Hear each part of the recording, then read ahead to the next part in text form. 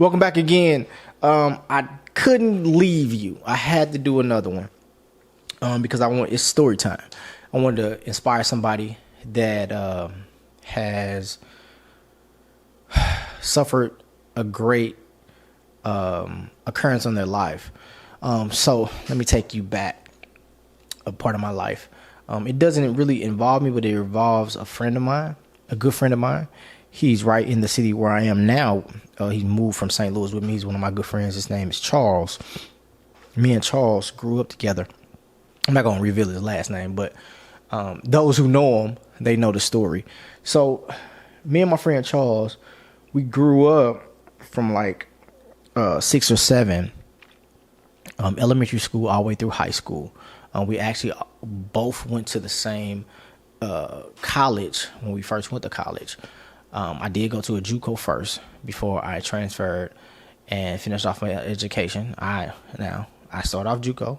Now this is a story too, but it's nothing has to do nothing. I did start off in JUCO. Went to a few schools after that. Finished off at HBCU, right? HBCU. And then went to a PWI for my master's, Webster University in St. Louis, Missouri. I did do that. But that's just me promoting the schools. But back to the story. My friend Charles, man, we were sophomores in high school. He was an athlete at the time, such as myself. And we both were very athletic and very good.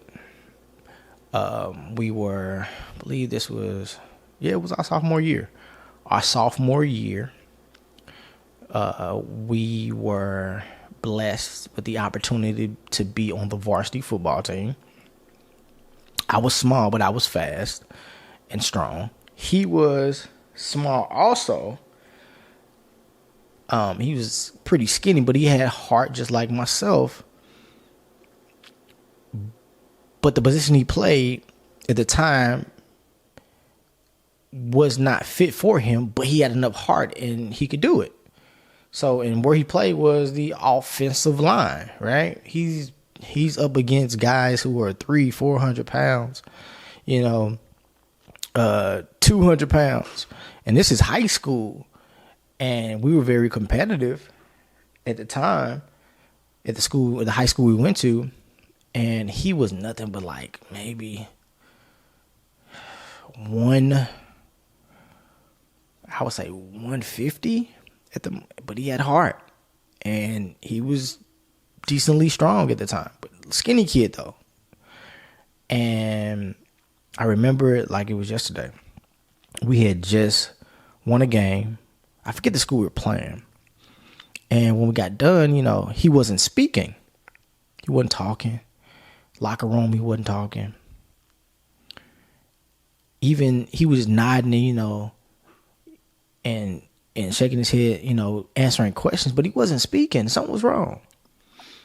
To make a long story short, my friend suffered a stroke. And I couldn't believe it. He couldn't talk. And as time permitted and time moved on, he lost a lot of memory. Now, we were sophomores in high school. Me and him had grown up together, did so much together, was literally best of friends. We hung out all the time. And he couldn't walk or talk. And we was visiting in the hospital. He wasn't a vegetable, but he just wasn't responding. So, as a kid, I couldn't believe it. One of my friends was suffering something that I would never think of. And then the tables turned. Now, I know you like the tables turned, it probably got worse. No. They got better. Man, so many prayers went out for that young man. And I would say by our junior year. Now, the whole year, he was in the hospital, learning how to walk, learning how to talk, learning how to do everything over again, like he was a baby, right?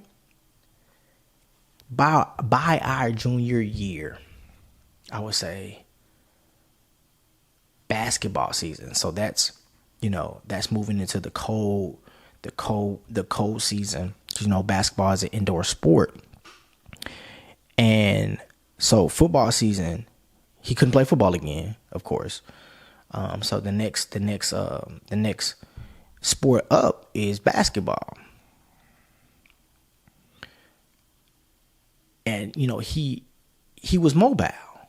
I'm like, okay, this boy back. Like, in the classroom, he was fluent.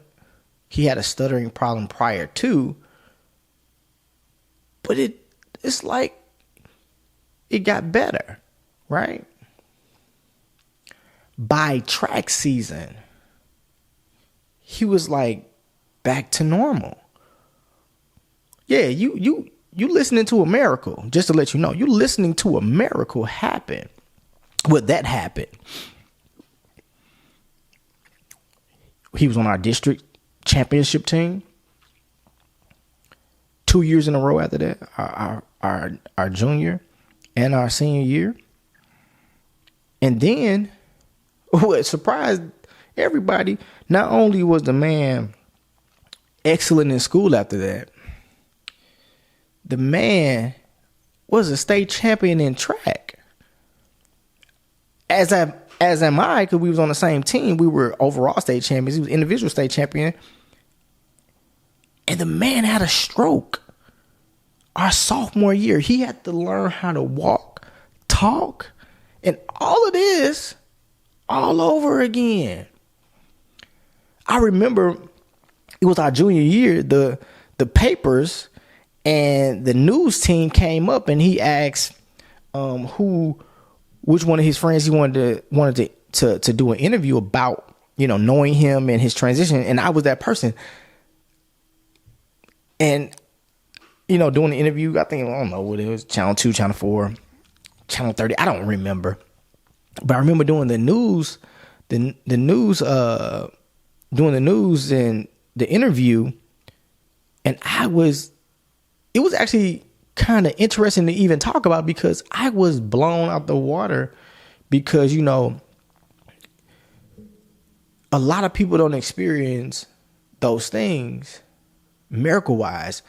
And for me to experience it and not actually be the one going through it is one thing, but he's the one that went through it. This day, me and Charles still cool. Like I said in the beginning, he's here in the city that I live in now. We still cool. We still hang out. We have a lot of fun. We have for years. The man owns his own construction business. He's very handy, because as growing up, we learned a lot of things, how to do a lot of things with our hands, working with my uncles, his dad, my dad, building walls and laying down carpet and painting and cars. And we learned how to do all of that as a kid prior to him getting hurt, and even more after he got hurt. That's why we're so handy. But at the same time, when I think about it, he is a miracle. A miracle, y'all. Like, one of my best of friends, man. And to know that man for all these years, and to see that he's actually better now, speaking, walking, whatever, thinking, than he was when I know we were adolescents and we were young kids at the time. But the development. I said it all to say that believe in miracles. If you've never heard a miracle, you just heard one. My friend Chuck, man, like I want to get on here and I want to talk about that, because somebody just needed this message to say everything will be all right. You have to trust the hand of God. Believe with everything you got, without a shadow of a doubt. Man, my friend Charles is a walking miracle. A walking miracle. And I'm not done with telling you all about these miracles. I got another story too. But my friend Charles, talk about him, I just want to talk about him, man. He's a walking miracle. So if you don't believe in miracles, you don't believe in reality. Because miracles are a part of reality. I'm done. All right. I'll talk to y'all later, man. I salute the divinity in you, and I hope this message touches somebody somewhere. You all have a good day, a good night, a good evening, whatever time of day it is. And again, me and my team, we salute the divinity in you because we were out here working hard, and we want to make sure we keep on giving you messages, giving you reviews, just having fun on this channel. All right. So again, I salute the divinity in you, and we will see you next time on ThinkSmart TV.